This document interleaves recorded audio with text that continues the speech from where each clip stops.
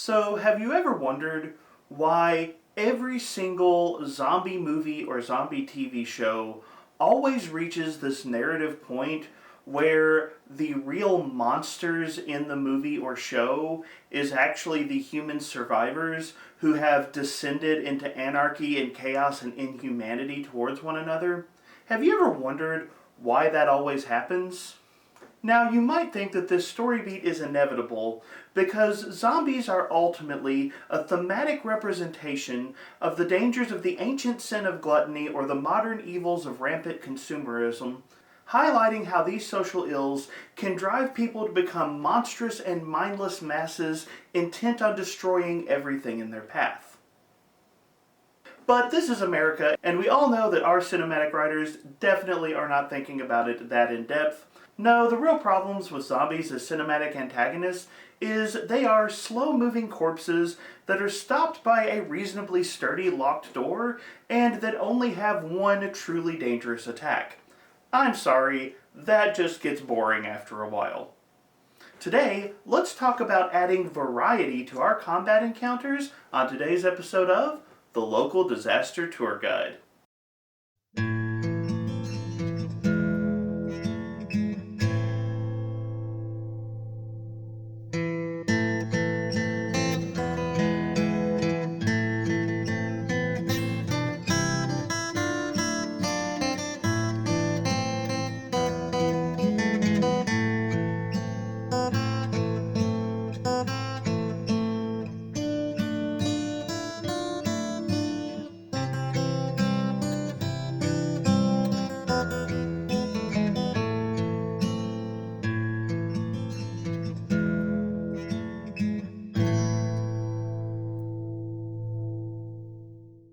Hello travelers and tourists, my name is Mark and I am the local disaster tour guide.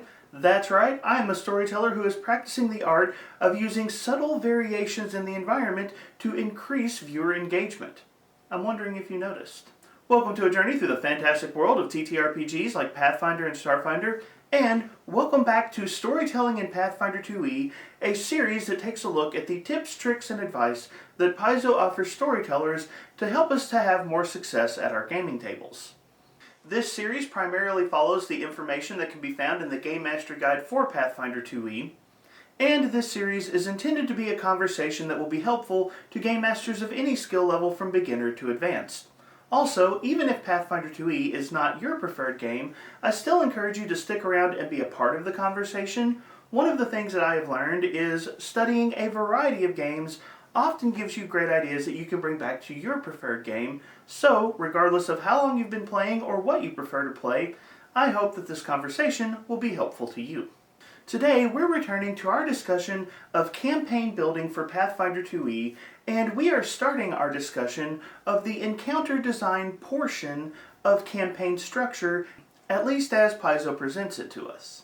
Now, I do realize we took a bit of a break for the Halloween season, so as a quick review, Paizo offers a fairly basic but pretty useful approach to structuring a campaign as a storyteller, and they essentially divide it into three tiers.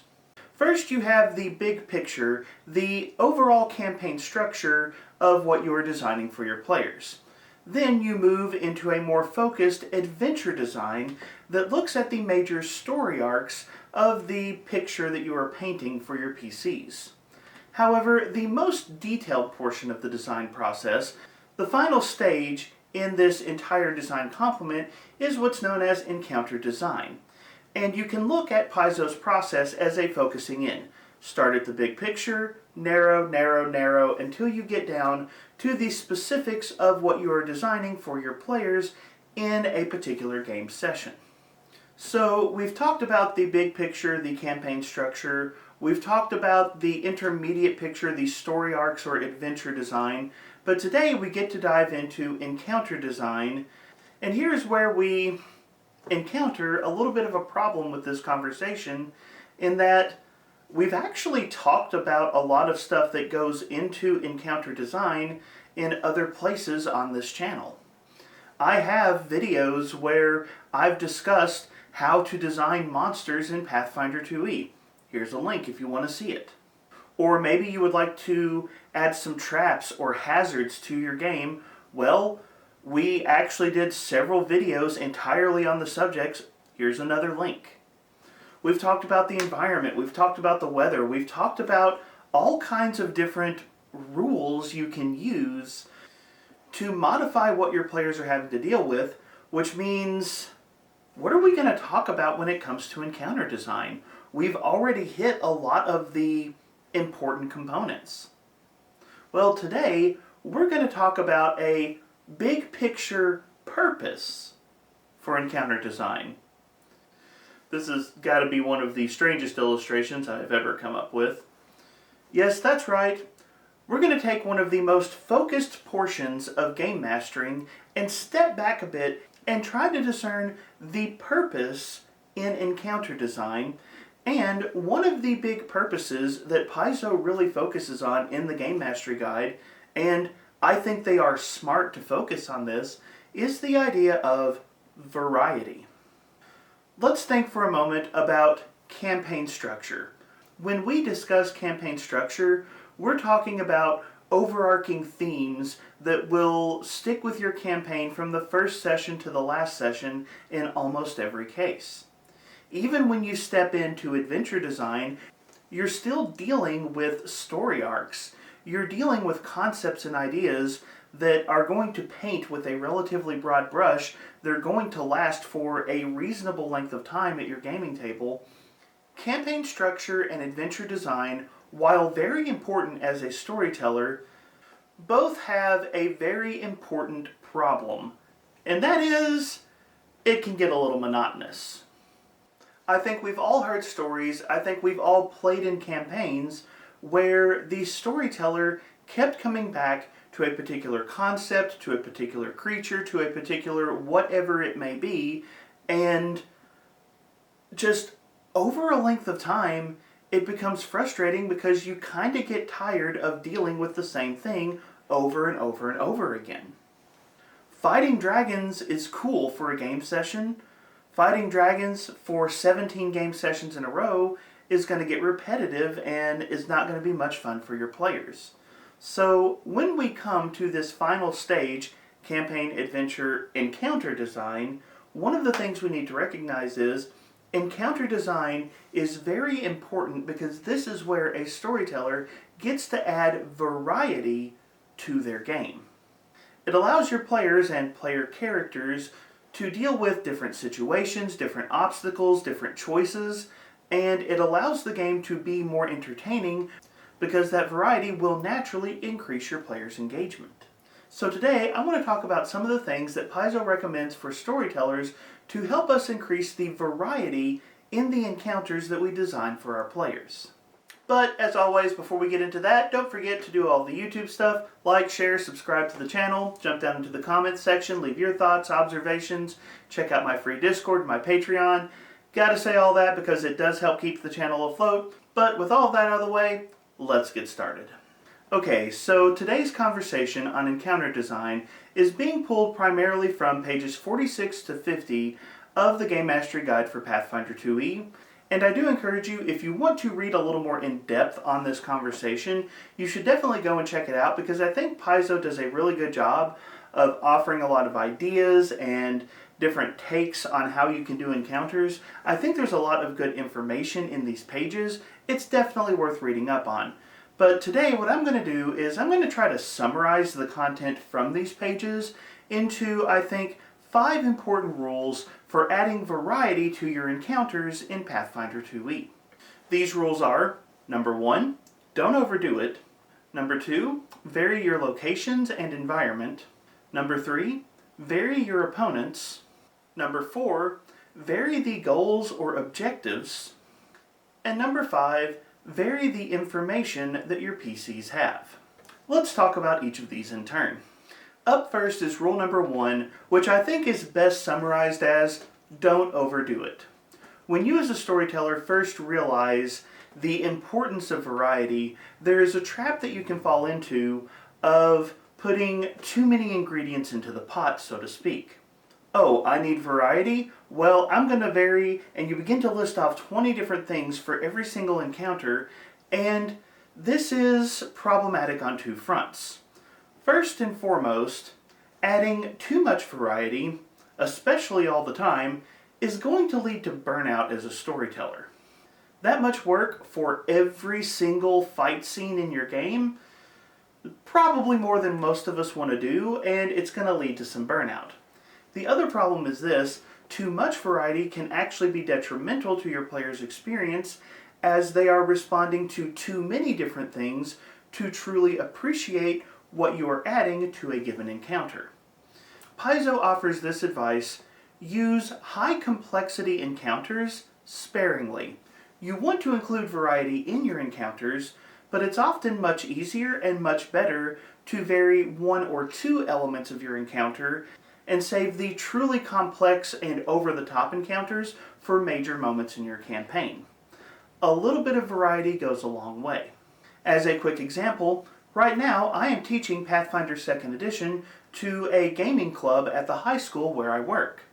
In our gaming club's first adventure, their mission was to protect a particular location.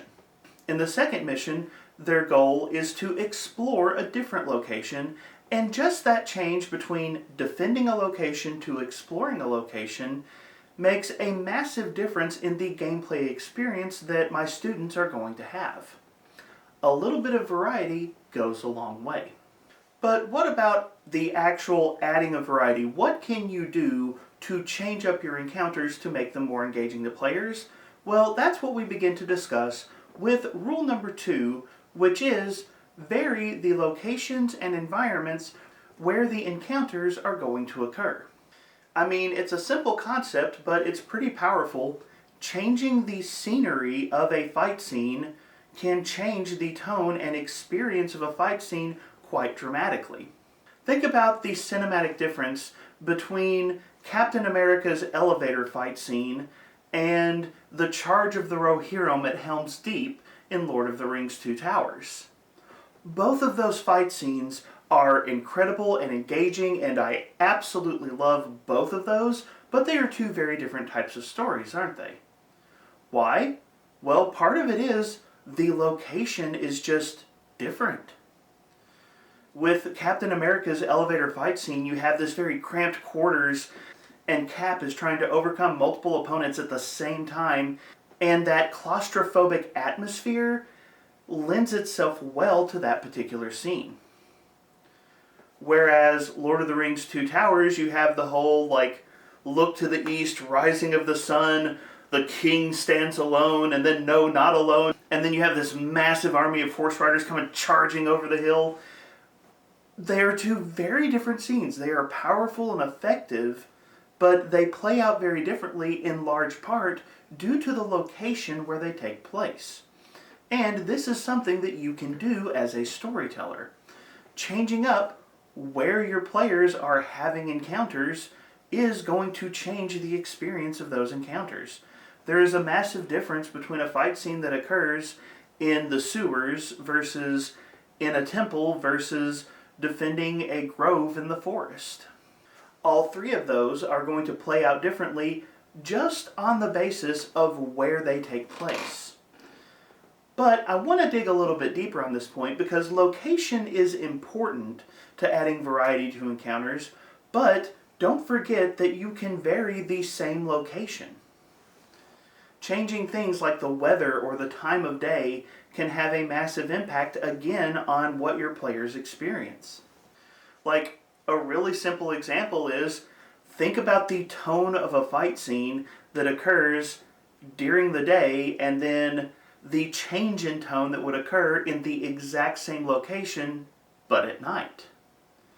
Just changing it to the limited visibility of the darkness goes a long way to changing the experience your players are going to have. So, rule number 2 is look for ways to vary the location that your encounters occur, or to vary the environment of the particular location that your players are in. Changing those things will naturally make the game more engaging to your players.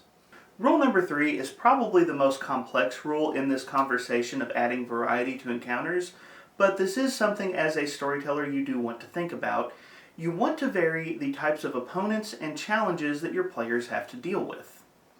And there's a lot of small nuances to what this means. You want to have a variety in the difficulty of fights that your players have to deal with.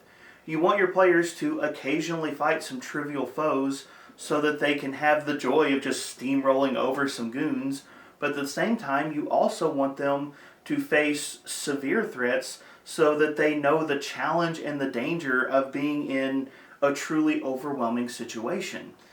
There is variety in the rules of Pathfinder 2e for different levels of threat to an encounter, and the intention is for us as game masters to use those different levels of threat so that our players can know both the thrill and terror of battle in differing amounts. But that's not the only type of complexity that we have to think about. You also want to think about the complexity of the monsters or hazards included in a fight. In other words, try not to always have a homogeneous group of villains or threats that your players need to deal with. Now yes, sometimes it is perfectly fine to throw a horde of zombies at your players and make them cut their way through. That can be a fun encounter. But mixing up the encounter, where you have a group of zombies out front and a few skeletal archers behind those zombies, that adds variety to the encounter and makes your players think a little more critically about what they want to do. You can have the overall same level of threat, but by varying the type of monsters included in that threat, you create a more interesting and engaging experience for your players. So you can vary the threat level of the different encounters that you give your players. You can vary the types of monsters included in your encounters. And another important type of variety here is varying the threat level of the individual monsters.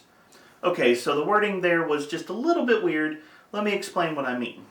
There is a significant difference between a fight between 4 goons and a boss and 2 goons. The threat level might be identical between those 2 fights, but the way players might have to approach those 2 fights could prove very different, as in the second example, not every creature in that fight represents the same level of threat. Listen, there's a lot of nitpicky, nuanced little things we could talk about here, but essentially what Paizo is encouraging you to do as a storyteller is to think about the types of opponents, the types of hazards that you give your players, and to make a conscious choice as a storyteller to change up the different aspects of what you do so that your players don't always resort to the same tactics if they want to achieve success. But for rule number 4, I want to step back out a little bit and take a bigger picture look at how we can vary encounters and talk about the idea of goals or objectives. One of the easy ways that you can make your encounter design more interesting is just to vary what your players need to do. Earlier I talked about the example of what I'm doing for the players in my gaming club at my school, and how one adventure was them defending a location and another adventure is them exploring a location. They are still using low-level characters, so the threats for the adventure are relatively similar, but that change in the goal that the players have, first defending, later exploring, is significantly altering what my players need to do and the experience they're having. You can mess with the goals and objectives of a particular encounter to help increase player engagement. You can modify the way encounters start. One of the cool things about Pathfinder 2e is the idea of skill-based initiative, where what a player is doing when the fight breaks out is the skill that they roll. I mean, that is a cool concept that Paizo gave us. If you want to get the mileage out of that, vary the scenarios where the fight breaks out and you'll get to see players using a variety of skills at the start of combat. Change up whether your players are being ambushed during an exploration or whether they might be chasing a villain through the streets.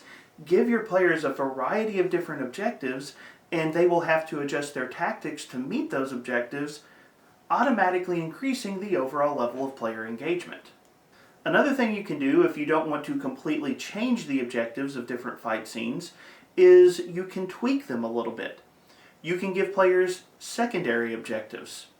Sure, the players need to defeat this particular monster, but maybe they also need to protect this particular NPC or obtain this particular item during the course of the fight. Adding a secondary objective is going to modify the tactics that your players use. Another good way to vary goals and objectives is with the simple time limit. Sure, you know that your players are going to steamroll over those goons that the villain just sent after them, but here's the thing, the villain is in the process of climbing onto a boat so he can sail off into the distance, and the players only have a limited amount of time to stop him. Sure, they can beat those goons, but can your players beat those goons in time to catch their adversary? Adding a time limit drastically changes the way your players are going to approach that encounter. Maybe they take bigger risks, maybe they use more dramatic maneuvers. The point is, that simple change of now you have a time limit forces them to react differently. And then last but not least, let's talk about varying the information that you give your players. So this is one of those fun small pieces of advice that Paizo gives in the Game Mastery Guide, and honestly this is the one that should make your evil Game Master heart just chuckle with delight, but they take the time to point out that something as simple as changing the information you give your players can change the experience your players have in a given encounter. Imagine this scenario. Your players have been sent to the woods to meet with a contact who has information about the enemy army. When they arrive, they see their contact being attacked by an enemy soldier, and the party must rush in and defeat that enemy soldier before their contact is downed. That is an interesting, intense encounter. But now let me add this twist. Your players are sent to the woods, they have to meet a contact, they get to the location, and they see two men fighting, clearly to the death, and they're not sure which one is the contact they're supposed to meet. I guarantee you their actions in this moment are going to be much different than in the first scenario I described. Adding a little uncertainty, adding a little bit of variety to the information you give your players can go a long way to making an encounter vastly different. If a player is on watch and they hear a friend approach, they will react one way. If a player is on watch and they hear footsteps in the darkness, well, that could get interesting, couldn't it? Another little twist on this that Paizo discusses is the idea of misdirection. And this is something that you can use really well with intelligent foes, and that can be really effective if you have an over-eager or over-aggressive play group. And basically the idea here is, a smart foe is probably going to go out of their way to give your party the wrong targets. Maybe they try to lead your party astray and get them to target innocent bystanders. Maybe they drop illusions on the battlefield. It could be a number of different things, but the simple idea that the party may waste some of their most powerful spells or some of their most powerful attacks on the completely wrong target can lead to a very different experience and a very different narrative twist on the encounter that your players enjoy. So Game Masters, don't be afraid to let your villains use some cunning and devious tactics from time to time, because that is naturally going to cause your players to approach encounters a different way. Now, with all of these rules I've discussed, the main thing to recognize is, as a storyteller, you can take a small piece here or a small item there and add small amounts of variety to individual encounters to create a great deal of variety over the course of your campaign. A different objective here, a different composition of monsters there, and a switch of locations or details of the environment in this encounter, taken together, can lead to 3 very different encounters in a single night, and stretched over several sessions can lead to a very interesting and engaging campaign for your players, where a variety of characters truly have a number of opportunities to shine. The point is, you don't have to go to extremes in variety on an individual encounter, but rather with each encounter, find small ways to twist the experience that your players will have, and the cumulative effect will be profound. But let me turn the conversation over to you. What are your thoughts about variety in encounter design in Pathfinder 2e or in other TTRPGs? Jump down into the comment section below and let me know what your thoughts are. And don't forget to do all of the other YouTube stuff as well. Like, share, subscribe, check out Discord, Patreon, all of that. But as always, thank you so much for being here. Thank you so much for being part of the conversation. Have a wonderful day.